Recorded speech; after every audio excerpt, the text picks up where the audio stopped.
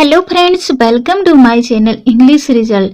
Friends, आज हम लोग पढ़ेंगे टी.एस. इलियट की पोएम द वेस्ट लैंड का लास्ट सेक्शन, जिसका टाइटल है what the thunder said.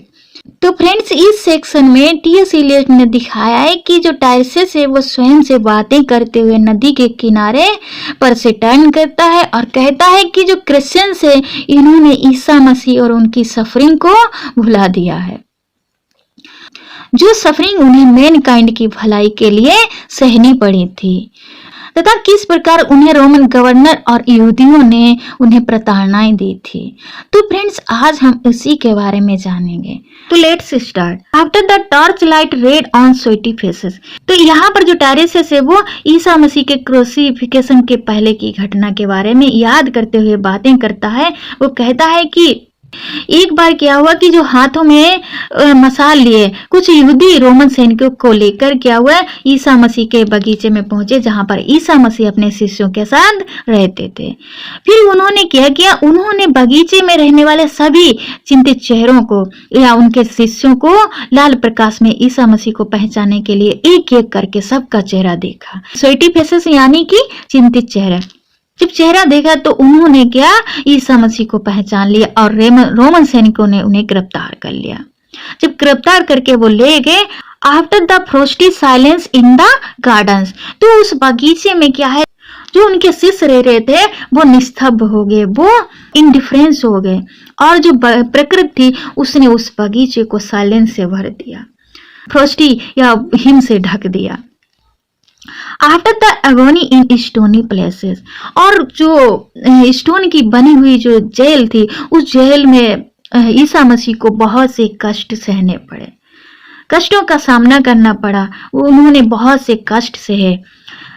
The shouting and crying, यहाँ पे साउटिंग एंड क्राइंग का मीन्स क्या है कि साउटिंग, जब जो रोमन गवर्नर थे उन्होंने पाया कि जो ईसा मसीह हैं वो निर्दोष हैं, तो उन्होंने उन्हें मुक्त कर दिया। जब मुक्त कर दिया तो जो यहूदी लोग थे वो नारे लगाने लगे, उनकी वो चिल्लाने लगे, तो उसने रोमन गवर्नर ने उसको आदेश दे दिया, उनके क्रूसिफिकेशन के लिए आदेश दे दिया। जब आदेश दे दिया तो उनके शिष्य थे वो चिल्लाने लगे, वो रोने लगे, इस तरीके से रोए कि द प्रिजन एंड प्लेस, और जो जेल थी और जो प्लेस थी जहां पर रोमन गवर्नर लोग रहते थे उनकी शांति भंग हो गई। Next, and reverberation of thunder of spring over distant mountain. Reverberation यानी कि इको, इको वो गूंज उठी, आवाज गूंज उठी, ऑफ थंडर, किसकी, थंडर की एक आवाज गूंजी, क्या गूंजी, ऑफ स्प्रिंग, कि ईसा मसीह है वो जीवित हो गया क्रूसिफिकेशन के बाद, उनके ओवर डिस्टेंट माउंटेन्स, कहाँ ये आवाज कहाँ तक सुनाई दी, और ये आवाज दूर माउंटेन तक भी सुनी गई। आगे टायरसिस कहता है कि he who was living is now dead, कहता है कि जो ईसा मसीह वो पहले ईसाई धर्म के रूप में वो जीवित था, ईसाई धर्म के रूप में जीवित था, इज नाउ डेड, आज वो क्या, आज वो धर्म नहीं रहा है। We who were living are now dying, कहता है कि और ईसाई लोग, हम ईसाई लोग जो ईसाई धर्म के प्रकाश से में आध्यात्मिक रूप से जी रहे थे, आर नाउ डेइंग, अब क्या है, हमारा ईसाई धर्म में विश्वास है वो नहीं रहा है, हम आस्था रहित हो गए हैं। विद ए लिटिल पैसेंस, और आज जो ईसाई धर्म में जो पैसेंस है वो या विश्वास है वो बिल्कुल रहा ही नहीं है। नेक्स्ट, इस पैराग्राफ में जो टायरसिस है वो भौतिकवाद को संबोधित करते हुए कहता है, क्या कहता है कि here is no water but only rock, कहता है कि जो भौतिकवादी लोग हैं उनके हृदय रूपी झीलों में ईसाई धर्म या ईश्वर प्रेम रूपी जल नहीं रहा है, बट ओनली रॉक्स, उनके हृदय रूपी झीलों में केवल क्या रह गया है, केवल सूखे कंकड़ रह गए हैं, पत्थर रह गए हैं। आगे कहता है कि रॉक, कहता है कि केवल रॉक रह गई हैं, इस बंजर देश के लोगों की जो मस्तिष्क रूपी जो भूमि है वहां पर केवल क्या है, केवल पहाड़ है, केवल रॉक है। नो वाटर, वहां पर आत्मा की प्यास बुझाने के लिए कोई भी पानी नहीं है। एंड द सैंडी रोड, यहाँ पर भौतिकवाद रूपी केवल क्या है, एक सूक्ष्म या रेतीली सड़क है। द रोड, और यही रोड जो रेतीली रोड है, भौतिकवाद रूपी है रेतीली रोड, बाइंडिंग जो तुड़ती मुड़ती जाती है, कहाँ तक जाती है, एबव अमंग द माउंटेन्स, जो भौतिकवाद या सिद्धांत रूपी जो पहाड़ है उनके बीच से होकर जाती है तुड़ती मुड़ती। बीच आर mountains of rock without water, और जहां पर क्या है वे सभी पर्वत आत्मा के विकास के लिए चट्टाने मात्र हैं। जहां पर जो रोड जाती है वहां पर जो पर्वत हैं वो आत्मा के विकास के लिए केवल क्या है, केवल चट्टाने हैं। आगे टायरेसिस कहता है कि इफ देयर वर वाटर, अगर वहां पर मानव प्रेम रूपी या ईश्वर प्रेम रूपी पानी होता तो we should stop and drink, तो हम वहां रुकते और उसको पीते, तो उस जल को पीते। अमंगेस्ट द रॉक, और उन भौतिकवादी चट्टानों के बीच वन कैन नॉट स्टॉप और थिंक, और वहां पर जहां पर ईश्वर प्रेम रूपी जल नहीं है, जहां पर ईसाई धर्म रूपी प्रेम नहीं है, वहां पर हम कोई भी स्टॉप नहीं रुक सकता और ना ही थिंकिंग कर सकता है, नहीं चिंतन कर सकता है। स्वीट इज ड्राई, और जो भौतिकवादी लोग हैं जो अपने परिश्रम से पसीना बहाते हैं वो उससे उन्हें जो प्राप्त होता है वो केवल भौतिक चीजें ही प्राप्त होती हैं। जो आध्यात्मिक लोग हैं उनके लिए ये क्या है, ये ड्राई है, सुख से है। वहां पर उसे जो आत्मा है उसके लिए क्या है, ये केवल ड्राई या सुख से है और इससे वो अपनी प्यास नहीं बुझा सकती है। And feet are in the sand, फिर भी जो भौतिकवाद के जो पांव हैं वो उस सैंडी रेत में गड़े हुए हैं। नेक्स्ट, इसके बाद जो टायरेसिस है वो फिर कहता है कि if there were only water amongst the rock, कहता है कि यहाँ पर केवल वाटर होता, किसका वाटर होता, ईश्वर प्रेम रूपी वाटर होता, ईसाई धर्म या मानव प्रेम रूपी वाटर होता। Did mountain mouth have curious teeth that can not spy, कहता है कि जो भौतिकवादी लोग हैं वो इतने व्यस्त हैं कि उनके मुख से जो ईश्वर प्रेम रूपी दो शब्द भी नहीं निकलते हैं। उनके मुख से अगर ईश्वर प्रेम रूपी शब्द निकले तो वो मुर्दे के समान है, जैसे मुर्दा बोल देगा। Here one can neither stand nor lie nor sit, और जो भौतिकवादी लोग हैं वो इतने व्यस्त रहते हैं कि यहाँ पर इस भौतिकवादी लैंड में या रॉक में कोई भी व्यक्ति स्टैंड ना ही खड़ा हो सकता है, ना ही उसको आराम है, ना ही वो आराम कर सकता है, ना ही आराम से बैठ सकता है। There is not even silence in the mountains, और इस भौतिकवादी रॉक में या माउंटेन में ना ही कोई शांति है ना ही साइलेंस है, but dry sterile thunder without rain, और यहाँ पर क्या है, यहाँ पर केवल उनका मानसिक भय और चिंता के सूक्ष्म स्टेरिल यानी फलविहीन गरजने वाले बादलों से ढका हुआ उनका मानसिक है, उनका मन है। ये बादल क्या है, ये उनके काल्पनिक भय चिंताओं आदि के बादल हैं, इनमें क्या है, वर्षा का जल नहीं है। Next, There is not even solitude in the mountains, but red sullen faces sneer and snarl from door of mud-cracked houses. आगे कहता है, आगे टायरेसिस कहता है कि जो भौतिकवादी लोग हैं वे महत्वाकांक्षाओं रूपी पर्वतों से घिरे हुए हैं और उनके जो भौतिकवादी जो दिमाग है उसमें शांति नहीं है। इसका कारण है but red sullen faces sneer and snarl, इसका कारण है कि उनमें अपूर्ण इच्छाओं कामनाओं आदि के जो लाल रेड सलन फेसेस आदि के जो लाल शोक संतप्त चेहरे अपनी गरीबी के घरों से बाहर की ओर झांकते नजर आते हैं तथा अन्य भौतिकवाद को घृणा की दृष्टि से देखते हुए उस पर गुर्राते हैं। इस तरीके से ये पैराग्राफ फिनिश हुआ। आई होप कि आप लोगों को यहाँ तक समझ में आ गया होगा। नेक्स्ट पैराग्राफ, टायरेसिस ईश्वर से प्रार्थना करते हुए कहता है कि इफ देयर वर वाटर, कि यहाँ पर मानव प्रेम रूपी या ईश्वर प्रेम रूपी पानी होता, जल होता, एंड नो रॉक, और यहाँ पर कोई भी भौतिकवाद की चट्टान ना होती। इफ देयर वर रॉक, अगर मान लो कि यहाँ पर रॉक भी होती, भौतिकवाद की चट्टान भी होती, तो एंड आल्सो वाटर, तो वहां पर मानव प्रेम रूपी या ईश्वर प्रेम रूपी पानी भी होता। एंड वाटर, अधिक मात्रा में होता। और क्या होता, स्प्रिंग होती, वहां पर एक झरना होता, एक पूल होता अमॉन्ग द रॉक, और भौतिकवाद की चट्टान के बीच में एक पुल भी होता या एक जलाशय होता।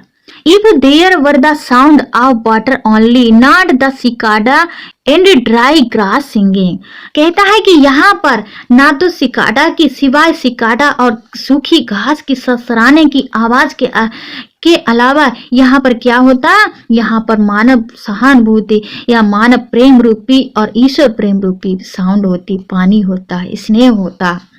बट और साथ ही वहां पर क्या होता, but sound of water over a rock, क्या होता है कि जो भौतिकवाद की जो चट्टान है उसके ऊपर, उसके साथ क्या होता, उसके ऊपर मानव ईश्वर प्रेम रूपी जल होता।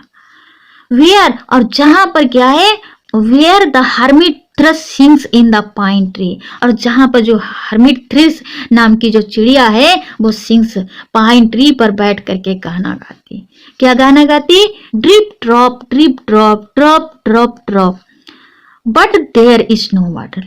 लेकिन अफसोस की बात यह है कि इस भौतिकवादी रॉक में या चट्टान में कोई भी मानव सहानुभूति रूपी या ईश्वर प्रेम रूपी या ईसाई धर्म रूपी जल नहीं है। Next paragraph. इस सेक्शन में जो टायरेसिस है वो भौतिकवाद को संबोधित करते हुए आया भौतिकवाद से पूछता है, क्या पूछता है, कहता है कि who is the third who walks always beside you, कहता है कि वो कौन जो तुम्हारे साथ चलता है। यहाँ पर ईसाई धर्म के अनुसार जो व्यक्ति के जो साथ हमेशा साथ चलने वाली जो परछाई होती है वो शैतान होती है, जो व्यक्ति को पाप के मार्ग पर ले जाती है। लेकिन जो आधुनिक व्यक्ति के अनुसार जो मनुष्य के साथ चलने वाली जो परछाई है और ये कौन होती है, ये उसका अहम होती है। तो टायरेसिस कहता है कि when I count there are only you and I together, कहता है कि जब मैं काउंट करता हूं तब केवल दो ही आता है कि यू और मैं, दो ही लोग हैं। वट, लेकिन व्हेन आई टूक अहीड ऑफ द व्हाइट रोड, कहता है कि व्हाइट रोड चंद्रमा के प्रकाश से प्रकाशित सफेद रोड, उस पर जब मैं देखता हूं कि देयर इज ऑलवेज अनदर, तब मुझे कोई दूसरा व्यक्ति दिखाई देता है, वन वॉकिंग बिसाइड यू, जो तुम्हारे साथ चलता है। ग्लाइडिंग, तैरते हुए, लहराते हुए, रेप्ड, और वो कैसे चलता है, रेप्ड जो कवर हुआ है इन ए ब्राउन मेटल, किसमें, एक भूरे कपड़े में या मेटल में वो कवर है। हुडेड, जिसका सर और गर्दन ढकी हुई है, कवर है। आई डू नॉट नो, मैं नहीं जान सका वेदर ए मैन और वुमेन, की वो व्यक्ति कौन है, मैन है या वुमेन है। But who is that on the other side of you, लेकिन वो कौन है तुम्हारी दूसरी तरफ, फिर उससे पूछता है। यहाँ पर उसके पूछने का अर्थ है, वो पूछता है कि साथ चलता है वो कौन है, ये ईश्वर है या ईसा मसीह है या शैतान है, तो इस तरीके से पूछता है। नेक्स्ट सीन देखते हैं। इसके बाद जो टायरेसिस है उसे कुछ आवाज सुनाई देती है आकाश में। क्या आवाज सुनाई देती है, वो देखता है कि what is the sound high in the air, कहता है कि जो आकाश में जो आवाज किसकी आ रही है, किसी की शोकपूर्ण आवाज सुनाई दे रही है। मर्मर ऑफ मैटरनल लेमेंटेशन, किसकी हो सकती है, ये माँ के रोने की आवाज है, माँ के बिलाप करने की आवाज है। उसके बाद उसे दूसरा सीन दिखाई देता, कहता है कि who are those hooded horse, कहता है कि वो कौन है जिनका जो सर और गर्दन ढकी हुई है, हॉर्स जो झुंड बनाकर झुंड के झुंड चले आ रहे हैं। इस वार्मिंग ओवर इंडलेस प्लेन्स, कहता है कि जो उन अनंत मैदानों में और जो झुंड के झुंड बनाकर कौन चला आ रहा है। स्टम्बलिंग, ठोकर खाते हुए, इन ए क्रैक्ड अर्थ, जो धरती में बनी दरारों में ठोकर खाते हुए उसमें गिरते हुए कौन चला आ रहा है। Ringed by the flat horizon only, और चपटे छिद्रों से घिरे हुए उस अनंत मैदान में कौन चला आ रहा है। इसके बाद उसे दूसरा सीन दिखाई देता है। क्या सीन किसका दिखाई देता है, What is the city over the mountains, किसका सिटी दिखाई देता है, उसे माउंटेन पर, ऊपर माउंटेन पर एक सिटी का दृश्य दिखाई देता है। Cracks and reforms and burst in the violet air, अचानक उसमें क्या है, एक आवाज होती है। कहाँ आवाज होती है, उस सिटी में, जो सिटी का उसे दृश्य दिखाई देता है, और वह वायु में फट जाता है, उसकी छत गिर जाती है और वो ढह जाता है। और वह ढहते हुए नजर आता है। इसके बाद वह फिर रिफॉर्म हो जाता है। Falling towers Jerusalem, Athens, Alexandria, Vienna, London are real. उसके बाद वो अंदाजा लगाता है कि शायद ये फॉलिंग शहर या सिटी है, वो कौन सा हो सकता है? वो हो सकता है फॉलिंग टावर, हो सकता है जेरूसलम का सिटी हो सकता है, एथेंस हो सकता है, अलेक्जेंड्रिया हो सकते हैं, या वियना या लंदन, या कोई भी अनरियल सिटी हो सकता है, या भौतिकवादी। इसका तात्पर्य यह है कि प्रत्येक बनावटी जो नगर है उसका ध्वस्त होना तय है और प्रकृति क्या है, अपनी क्षतिपूर्ति कर लेती है। नेक्स्ट, इसके बाद जो टेरेस से लंबे काले बालों वाली एक महिला का दृश्य देखता है। क्या देखता है कि a woman draw her long black hair out tight, कि वह महिला है वह अपने बाएं हाथ से क्या कर रही है, अपने बाल तान लेती है और उन पर क्या है, अपनी दाहिने हाथ से इसे आगे पीछे घुमाती है, मानो कैसे लग रहे हैं, मानो ये बाल क्या है, बाल ना होकर क्या है, किसी सारंगी के तार हो और उस पर उसकी जो भुजा है वो सारंगी की क्या हो, एक छड़ी हो और वो क्या कर रही हो, इस तरीके से बजा रही है और उससे क्या हो रहा है, and fiddled whisper music on those strings, और उस पर एक संगीत उत्पन्न हो रहा है। इसके बाद जो टेरेस से वो दूसरा सीन देखता है, क्या देखता है कि and bed with baby faces, बच्चों के चेहरे वाले चमगादड़, इन द बॉयलेट लाइट, जो शाम की रोशनी में बिस्टल्स सीटी मारते हैं, सीटी बजाते हैं, एंड बीट दियर विंग्स, और अपने पंख फड़फड़ाते हैं, चलाते हैं, एंड क्राउड, और रेंगते नीचे को उतरते हैं, हेड डाउनवर्ड, अपना सर नीचे करके डाउन नीचे को उतरते हैं, ए ब्लैकनेड, और जो काली पोती हुई दीवार पर वॉल पे वो नीचे को उतरते हैं, रेंगते हैं। ये दृश्य देखा। उसके बाद वो दूसरा सीन देखता है, एंड अपसाइड, जो ऊपर वाला भाग है वो नीचे को है, डाउन नीचे को है, इन द एयर, हवा में, बट टावर्स, वो टावर का सीन देखता है जिनका क्या है, ऊपर वाला भाग वो नीचे है।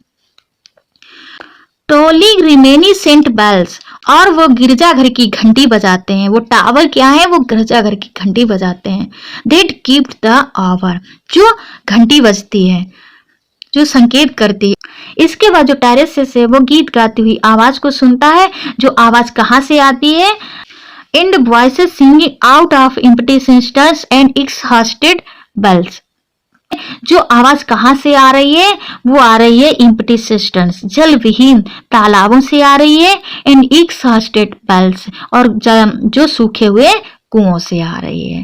तो फ्रेंड्स, आई होप कि आप लोगों को यहाँ तक समझ में आ गया होगा।